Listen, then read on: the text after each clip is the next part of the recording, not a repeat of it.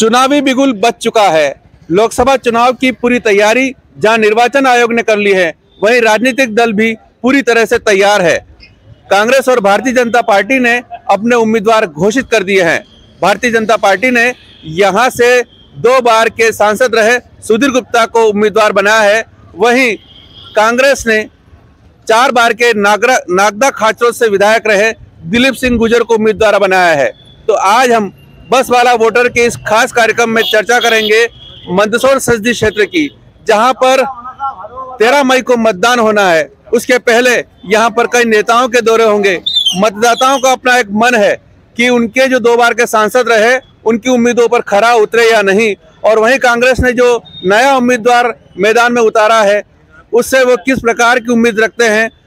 हमारे इस खास कार्यक्रम में हम यात्रा करेंगे आज मंदसौर से नीमच जिले के प्राचीन धार्मिक स्थल भादवा माता की ओर जा रही इस अंबिका बस में, और इन यात्रियों से आज बात करेंगे कि वे आगामी 13 मई को जो मतदान होने वाला है उसमें दोनों उम्मीदवारों, दोनों पार्टी, क्षेत्र के विकास और बाकी अन्य मुद्दों पर अपनी क्या राय रखते हैं।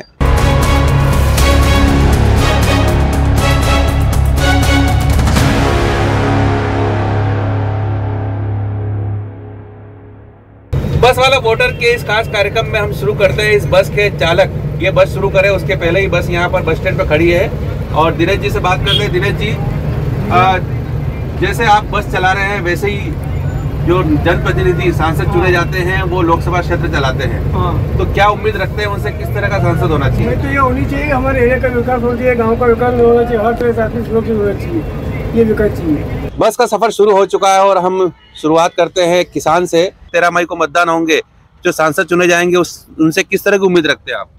बस यही उम्मीद रखते हैं, हम खाद बीज मिलना चाहिए, हमारे को सिंचाई मिलना चाहिए और अनाज के पैसे अच्छे मिलने चाहिए, और क्या किसानों को यही चाहिए हमारे। जी बताइए, अभी जो चुनाव हो रहे हैं उसके बारे में क्या बताना चाहेंगे? मोदी जी है और क्या? मोदी जी को चाहते हैं। किस तरह का सांसद चाहते हैं आप? सांसद तो सुधीर गुप्ता ही आएंगे और जीतना तय है, मोदी लहर है। बट सुधीर गुप्ता जी से यही निवेदन है कि जो अफीम के जो काश्तकार हैं, जो सीपीएस में पट्टे दिनों दिन बढ़ते जा रहे हैं, हर साल दिनों दिन सीपीएस में बढ़ोतरी होती जा रही है, तो जो पट्टे चीरने के हैं वो पट्टे चीरने में ही रहे और उनको सीपीएस में ना करें, यही निवेदन है। तो अगर चीरने वाला पट्टा रहेगा तो काश्तकार खुश भी रहेगा और ये मोदी सरकार को कभी भूलेगा नहीं। दिन रात जागना पड़ता है खेतों में, क्योंकि अगर उसको कोई चीरा लगा दे और नारकोटिक्स तक इन्फॉर्मेशन जाए तो उसमें नारकोटिक्स उसको किसान को उठा ले जाती है, कम से कम 10 साल की सजा होती है। जबकि किसान कोई नहीं चाहता है कि उसका घर बिगड़े, उसकी जमीन बिके, कोई नहीं चाहता है, उसको चीरा लगाना कोई नहीं चाहता है। वो इतना बड़ा वो खेती कर रहा है और उससे पैसे नहीं कमा रहा है, वो एक तरीके से 2 नंबर से भी बेहतर का काम हो रहा है। वो 13 मई को मतदान होने वाला है, उसमें किस तरह का सांसद चाहते हैं आप? सांसद तो क्या, अब लोग सब जागरूक हो गए। मोदी जी ने जो काम किया है तो ऑलरेडी वो सुधीर गुप्ता को लाएंगे। क्या क्या ऐसे काम है जो सुधीर गुप्ता जी ने करवाए हैं और जिनको इसके कारण आप उनको वोट कर रहे हैं? जिन गांव में सर नल पानी नहीं था, उस गांव में आज हर एक के घर में नल, पानी पर्याप्त और लैट्रिन सुविधा सभी होने के वजह से अब तो उस हिसाब से सुधीर गुप्ता ने जो भी हमारे यहाँ सांसद बने वो थोड़ा पेयजल व्यवस्था पे ध्यान अगर दे सके। जैसे अभी तो क्या है कि गर्मी शुरू ही हुई है, और पिपलिया मंडी की अगर बात करें तो वहाँ 4थे दिन नल आना शुरू हो गए। तो क्या है कि पानी की थोड़ी समस्या आने लगी, और जो नल वो समय देते थे वो समय भी अब कम हो चुका है। पहले अगर आधा घंटा चलते थे तो अब 20 मिनट कर दिए गए। तो ये तो हम भी समझते हैं कि गर्मी थोड़ी रही है, पिछले साल बारिश भी कम हुई है, लेकिन अगर किसी तरह से गांधी सागर का, चंबल का पानी आ सके तो उससे भी पिपलिया मंडी के जो रहवासी उनको काफी मदद मिलेगी।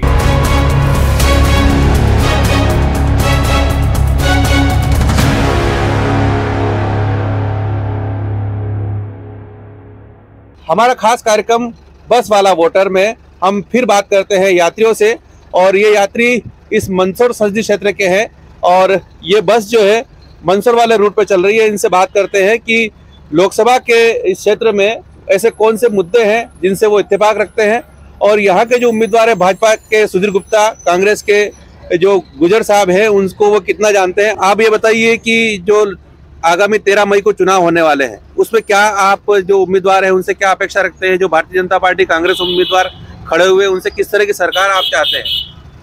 हम तो कांग्रेस की सरकार चाहते हैं जी। और गुजर साहब से हमारी बहुत बड़ी आशा है कि वो हमारे क्षेत्र का विकास जरूर करवाएंगे जी। और मैं एक आपसे और सवाल करना चाहता हूं कि ये मशीन के बदले अगर डायरेक्ट जो मतदाता है उनके द्वारा अगर वोटर किया जाए तो उससे ज़्यादा जो वास्तविकता है वो निकल के सामने आ जाएगी जी। क्योंकि मशीन हमेशा गड़बड़ करती है और मशीन में जहां हम वोट लेकिन इसने कोर्ट ने इससे संबंधित जितनी याचिकाएं थी वो खारिज कर दी है। वो भले कोर्ट कर दो, वो तो सरकार अभी बीजेपी के है, इसलिए सभी लोग उन्हीं के अधीन है। लेकिन जब देश स्वतंत्र हो गया तो मतदाता को भी स्वतंत्र। अच्छा ये बताइए, पिछले 10 साल में जो भाजपा के सांसद रहे हैं इन्होंने कितना काम करवाया है? हमारे यहाँ तो कुछ भी काम नहीं हो जलोदिया में जी। हाँ। और हम तो सबसे ज़्यादा अपेक्षा तो जोग चिन्ह से रखते हैं जी जी। वैसे तो सरकार कर रही है, सब सही अच्छा ही कर रही है। आगामी सरकार आने वाली है, उम्मीदवार हैं, उनसे किस तरह की अपेक्षा रखती है? महिलाओं संबंधी एक एम्प्लॉयमेंट का थोड़ा ध्यान रखा जाए। जैसे हम लोग कोर्ट में भी महिलाएं काफ़ी कम है, उनको सीखने के माध्यम से या मतलब जैसे स्टार्टिंग में हमको बहुत सारी प्रॉब्लम्स होती है कि हमको सैलरी नहीं मिलती है। बीच में ऐसी कोई स्कीम आई थी पर वो स्कीम हम तक पहुंच नहीं पाई कि आप जो सीखने आ रहे हैं तो हमको उसके लिए पे किया जाए या फिर कुछ ऐसा जिसके हमको पहले से इस चीज़ का प्रशिक्षण दिया जाए वकालत में, वो सारी चीज़ें होनी चाहिए। अच्छा ये बताइए, महिला अधिकारों की बात आती है, आप कानून के जरिए महिलाओं को न्याय भी दिलाती है, ऐसी कौन सी कमी आपको लगती है जिसके कारण महिलाओं को अभी तक न्याय नहीं मिल पाता? कमी इस चीज़ की लगती है कि हर प्रोसेस एक धीरे धीरे धीरे चालू होती है, उनको न्याय मिलते मिलते काफ़ी समय लग जाता है। तो इस प्रक्रिया को तो थोड़ा ध्यान में रखा जाए। जैसे डिजिटल हो रही है सारी चीज़ें, तो डिजिटल माध्यम से ही कार्रवाई की जाए। वो हम आज भी पुराने घिसे पिटे पोस्ट ऑफिस वाले, पोस्ट पहुंचती है नहीं पहुंचती है, डाकिया घर तक जा भी पाता है कि नहीं जा पाता है, उस चीज़ का हमको कोई जानकारी नहीं हो पाती है। महिलाओं को और जागरूक करने की अगर बात की जाए तो ऐसे कौन से कार्यक्रम चलाने चाहिए जिससे महिला अपने अधिकारों के प्रति और जागरूक हो जाए? महिलाएं आज भी जो है काफी पिछड़ी हुई सोच रखती है, घर में दब कर रहना चाहती है, तो उनको ये सारी चीजें अच्छे से बताई जानी चाहिए कि आप शिक्षा के माध्यम से या कोई भी घरेलू कार्य आप कर रही हैं तो आप स्वतंत्र बने और अपने कार्यों को आगे बढ़ाते रहे, अपने अधिकारों को पहचाने, उनको स्वयं ये कार्य करना होगा।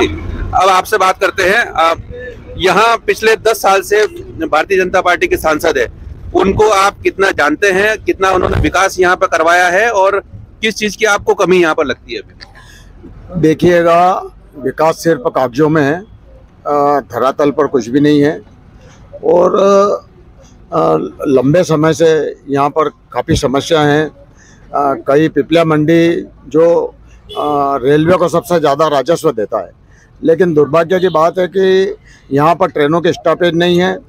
ऐसा कोई उद्योग धंधा पिछले 10 सालों में यहाँ पर स्थापित नहीं हुआ है जिससे हमारे बेरोजगार युवक युवतियों को रोजगार मिल सके और निश्चित रूप से यहाँ पर विकास की काफ़ी गुंजाइश है, लेकिन विकास सिर्फ यहाँ पर कागजों में ही दिखता है। तो ये जो उम्मीदवार घोषित हुए हैं कांग्रेस और भाजपा के, इनसे कितना इत्तेफाक रखते हैं और किस सांसद उम्मीदवार से क्या चाहते हैं आप?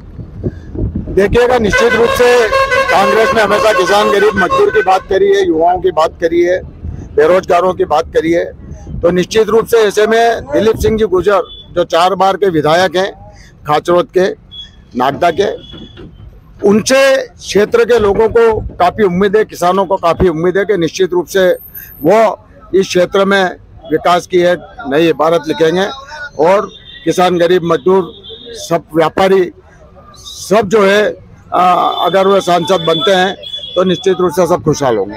इनको उम्मीद है कांग्रेस के सांसद अगर बनते हैं तो विकास कराएंगे। आप बताइए, पिछले 10 साल में जो यहाँ के सांसद रहे हैं उनसे कितना आपका इत्तेफाक रहा है और किस तरह की उम्मीद नए सांसद से करते हैं? विकास तो हुआ है क्षेत्र में, परंतु किसान इतने कष्ट में है कि उनको मंडी में जाने पर उनको उचित भाव नहीं मिलता है। उसी के साथ में पेट्रोल, डीजल और ईंधन के भाव इतने ऊपर हैं जो किसान उसको सहन नहीं कर पाते हैं।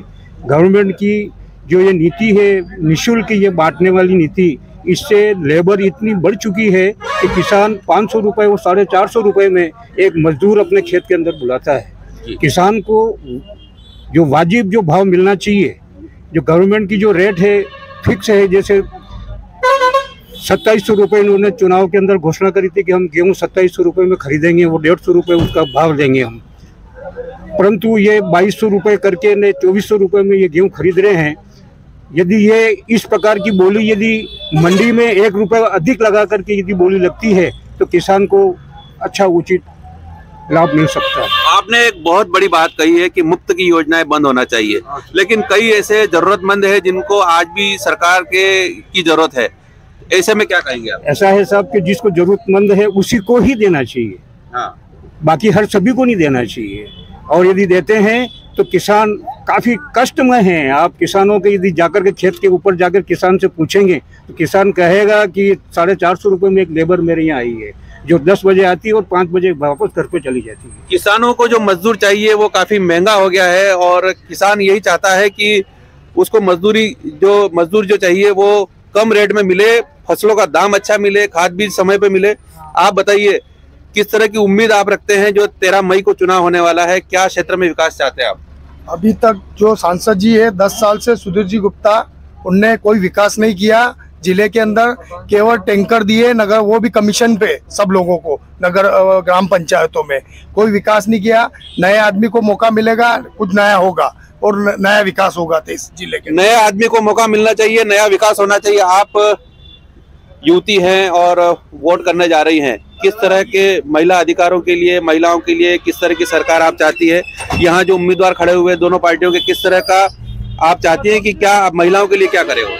जैसा कि देखो बीजेपी सरकार ने काफी कुछ किया है कि लाडली बहना योजना भी चलाई है, और कहीं न कहीं अभी सिलाई भी चलाई है कि जैसे कि बहुत सारे युवक जो यूथ है वो आज कहीं कुछ नहीं कर रहे, तो कहीं ना कहीं हाउसवाइफ वगैरह को भी एक मौका मिल रहा है कि वो कुछ करे। बट एटलीस्ट अगर अपन चेक करें ना तो कहीं ना कहीं अपने जो इंडिया में कहीं ना कहीं एम्प्लॉयमेंट बहुत ज्यादा है कि आज जो भी यूथ है वो सारे जॉब के भरोसे रहते हैं, तो कहीं ना कहीं जॉब इतनी अवेलेबल नहीं है। तो एटलीस्ट मेरा ये कहना है कि जो सरकार जो दे रही है बीजेपी सरकार, तो उनके भरोसे नहीं रहे, एटलीस्ट कुछ न कोई अपना नया स्टार्टअप करे एंड देन आगे ये बताइए। आप बताइए क्या स्टार्टअप करना चाहिए युवकों को, सरकार के भरोसे नहीं रहना चाहिए, इनका कहना है। हाँ, जैसे कि आज इंडिया में अपन देख ही रहे हैं कि कितना मतलब एक तरह से अनएम्प्लॉयमेंट बढ़ रहा है ना, तो मतलब जितना भी यूथ है आजकल, क्योंकि इंडिया में लगभग 90 करोड़ यूथ है और सबको तो सरकार जॉब नहीं दे सकती है, लगभग ना 2.5 करोड़ लोगों को ही जॉब मिल सकती है। तो बस मैं यही कहना चाहूंगी कि जो अपने लीडर्स है जो खड़े हुए हैं वो एक तरह से खुद का स्टार्टअप प्रमोट कर सकते हैं, एक तरह से स्टूडेंट को ऐसा बोल सकते हैं कि जॉब के भरोसे ना बैठे और खुद का स्टार्टअप करके और खुद पैसा कमाए। बिल्कुल, स्टार्टअप अच्छा मिलना चाहिए युवकों को, युवतियों को, और सरकार के भरोसे जो रोजगार मिल रहा है वो नहीं मिलना चाहिए। बताइए क्या कहना चाहते हैं? बस सरकार बदलनी चाहिए। क्यों बदलना चाहिए? महंगाई बहुत हो गई, बेरोजगारी बहुत है। क्या करना चाहिए दोनों हटाने के लिए? सरकार चेंज होगी सर तो बस ये काम, नई सरकार आएगी नया काम करेगी। आप कहाँ रहते हैं और क्या चाहते हैं नई सरकार से? नारायणगढ़ रहता हूँ साहब मैं तो। हाँ। और ब्लड से चुनाव होना चाहिए और कांग्रेस को लाना चाहिए। बैलेट पर चुनाव कराने की फिर से मांग यहाँ पर मतदाता कर रहे हैं। आप बताइए किस तरह जो चुनाव होने वाले हैं 13 मई को, आप महिलाओं के लिए क्या चाहती हैं? सर विकास तो ठीक है, जो भी है, मैं स्टूडेंट हूँ तो मैं शिक्षा के बारे में कहना चाहूंगी। शिक्षा में विकास तो बहुत कुछ हुआ है, लेकिन शिक्षा लेने के लिए कोई विकास नहीं है। मैं इस बात से समझाना चाहूंगी कि मैं स्टूडेंट हूँ, मैं MSc सेकेंड ईयर की स्टूडेंट हूँ, मेरा भाई का कॉलेज हो चुका है।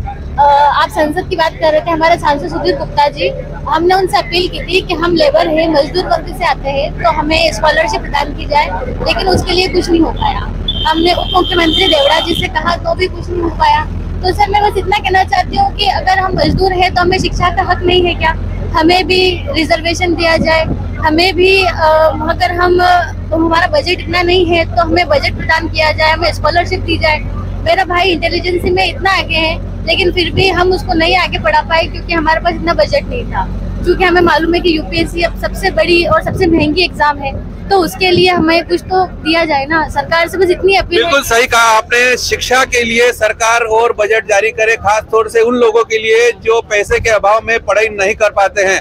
और यही मांग जो आने वाला 13 मई का जो चुनाव है, यहाँ के उम्मीदवारों से, यहाँ के जो चुनाव लड़ रही है उन पार्टियों से लोग कर रहे हैं कि इस क्षेत्र का विकास जितना होना चाहिए अभी तक हुआ नहीं है, लेकिन विकास की उम्मीद लोगों को है कि यहाँ से जो भी सांसद बन करके आएगा, चुन करके आएगा, वो क्षेत्र का विकास करेगा। खास तौर से महिला अधिकारियों के लिए, किसानों के लिए और पढ़ाई करने वाले छात्रों के लिए कि उनको ज्यादा से ज्यादा सुविधाएं अगर मिलेगी तो वे आगे बढ़ेंगे, आगे पढ़ेंगे तो आगे बढ़ेंगे और देश का विकास होगा।